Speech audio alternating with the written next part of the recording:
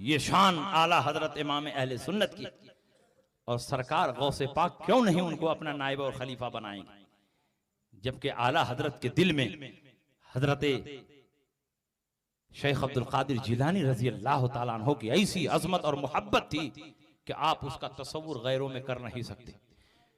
محدث اعظم کچھوشوی فرماتے ہیں کہ جب میں علوم دینیہ میں فارغ ہو گیا تو فتویٰ نویسی کی ٹریننگ لینے کے لیے علم و فن کے سمندر کے ساحل پر پہنچا، اعلیٰ حضرت کی بارگاہ میں پہنچا تاکہ فتویٰ نویسی کا ڈھنگ سیکھوں۔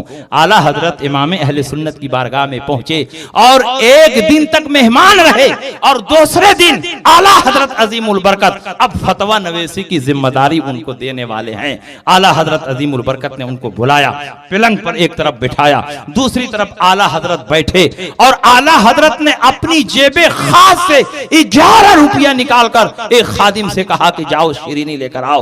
خادم شیرینی اور تبرک لے کر آیا، بیچ پلنگ میں وہ شیرینی رکھی گئی۔ اعلیٰ حضرت نے فاتحہ غوثیہ پڑھی اور اپنے ہاتھ سے تبرک اٹھایا اور محدث صاحب کے ہاتھ پر دے دیا۔ محدث صاحب نے تبرک تناول فرمایا۔ اس کے بعد اعلیٰ حضرت نے تبرک اپنے خادم کو دیا کہ درمیان میں لوگوں کے درمیان بانٹ دیا جائے۔ وہ خادم لوگوں کے درمیان تبرک بانٹ رہا تھا۔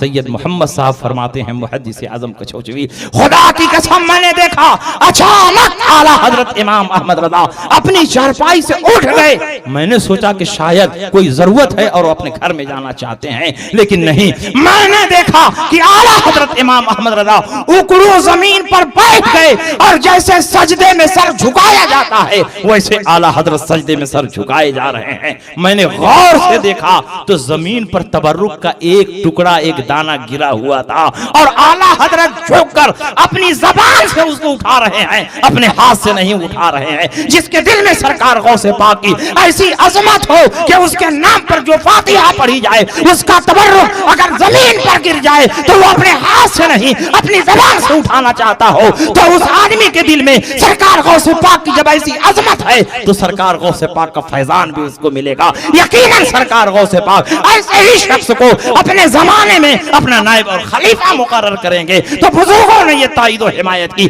اعلیٰ حضرت امام احمد رضا اپنے زمانے میں سرکار غوث پاک کے نائب